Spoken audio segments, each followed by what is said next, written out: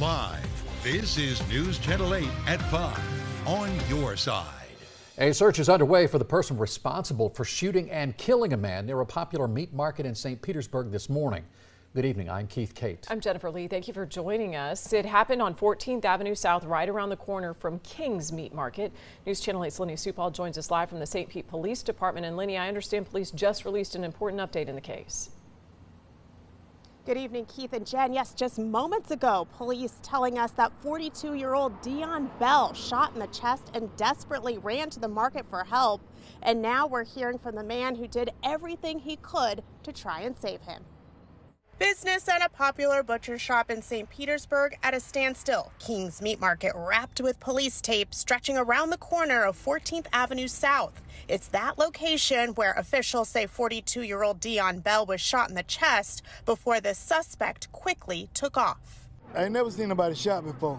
The terrifying moments now a painful memory for Harvey Murphy. He works at the market, and the day was just getting started when the victim rushed through the door, desperate for help. I just told him to go behind the meat counter and just hide, just in case he come in and try to shoot him again. Murphy tried to rescue him and keep him calm before emergency crews arrived. I went back there to check on him again. That's when he was losing his breath. And I told him, don't go to sleep. We tried to go to sleep too. I told him to go to sleep. Just lay down and rest. The victim died in the hospital. The cause of the violence still unclear. But as investigators continue to comb the neighborhood for evidence, they're also calling on the community for help. When we don't have any witnesses and our victim is deceased, so we are kind of looking out to the public and hoping that anybody that may have seen anything to help us out with kind of putting the pieces together. So investigators up against that pressing challenge because no one has come forward as a witness, even though this took place in a busy neighborhood around 8:30 a.m. So they're hoping that surveillance cameras at nearby businesses can help with the search. Again, anyone with any information about the suspect can give them a call. Reporting live in St. Petersburg, Lenny Supal, 8 on your side. Thank you, Lenny. Tonight, the person responsible for shooting and killing a woman at a Tampa home is facing charges. That shooting happened yesterday morning on West St. Joseph Street, right off West Columbus Drive. Tampa police say Derek Dempsey got into an argument with a woman, and then they say he shot her. Police say this was not a random shooting, and the victim and suspect both know each other. Dempsey is now charged with first-degree murder.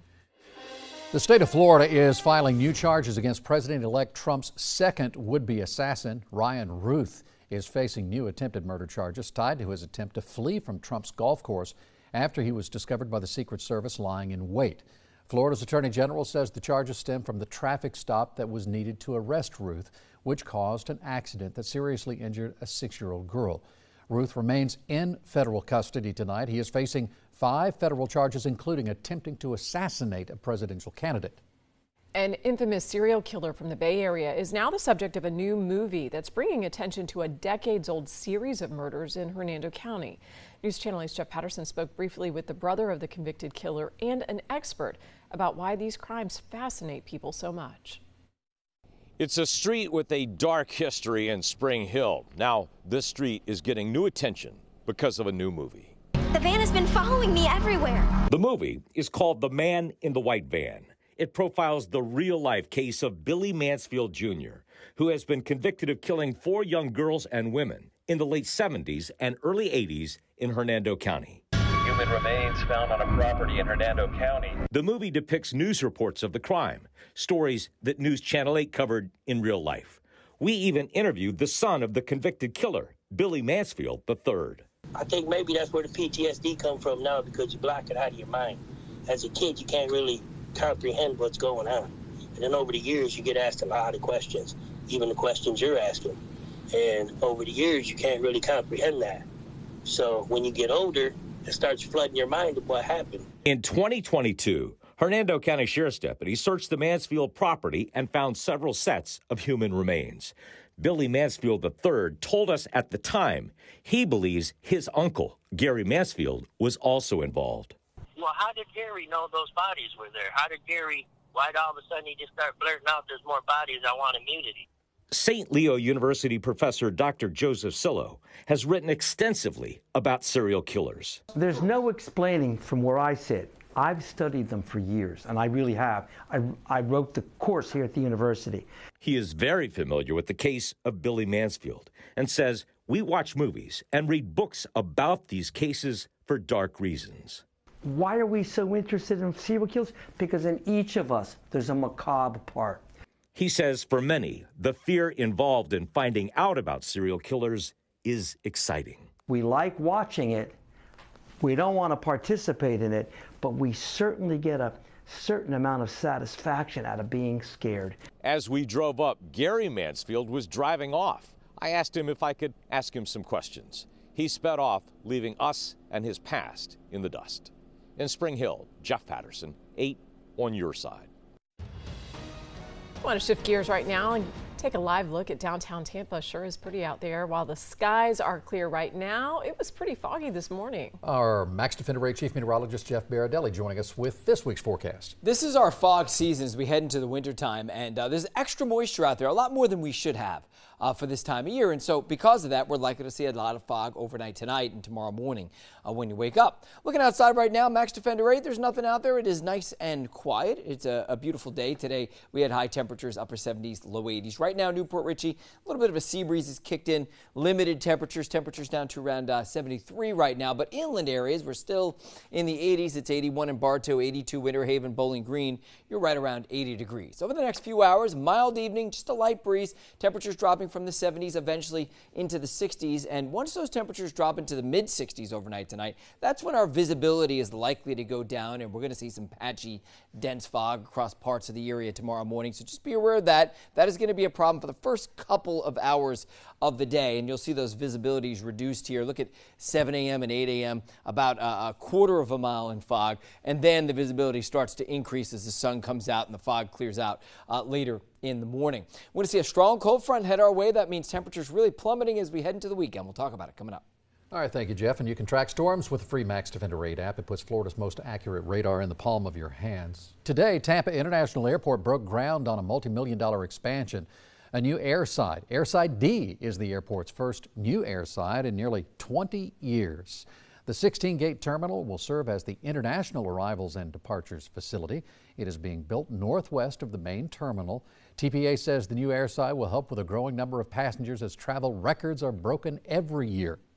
The past decade, we have grown. We've almost doubled our international flights, right, and domestic flights. So this is going to make sure that we keep up at that clip of growth. And as you know, the population of the region is also growing. So with that comes more need for travel. During construction, airport leaders don't expect any disruption to the airport operations there, as this is an area not used by the public normally. So Airside D, just so you know, is scheduled to open in 2028 for everyone to use. All right, now let's talk some football here. News Channel 8, your official Bucs station. The Bucs conducting a walkthrough today ahead of a big Sunday night matchup. And did we mention Baker Mayfield earned a huge NFL honor? News Channel 8's Eileen Natchik has the story.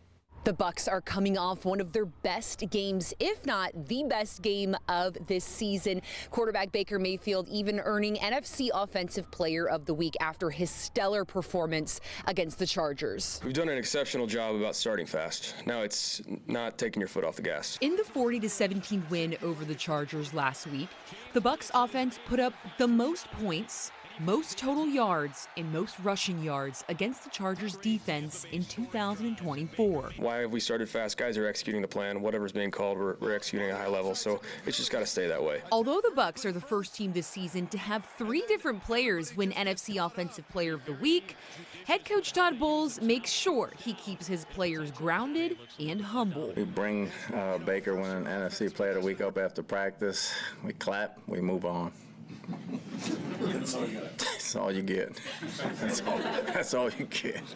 There's no cakes or anything like that. You got to have thick skin to be around our group. So anybody can get it anytime, anywhere. It doesn't matter who it is. So that's the best part about the group is you have a good game, move on, got to do it again. Mayfield has now earned NFC Offensive Player of the Week 5 times in his career, 2 of them being with the Bucs. Reporting from Avon Health Training Center, I'm Eileen Natchuk, 8 on your side. The Bucks are also in the giving spirit this holiday season. Tuesday, the O-Line went shopping with foster children as part of their O-Line Lights Up Christmas event at Target. The Heart Gallery of Tampa paired 70 children with players and gave them a chance to pick out an early Christmas gift. Along with the shopping spree, the kids also got a Nike gift card. Cute kids right there, too, wouldn't you say? Sure are. Well, still ahead tonight, if you are in the market for an electric bike, you might want to think twice before adding one to your cart. Sarasota police say crooks are selling stolen e-bikes online. We'll tell you how to avoid becoming a victim.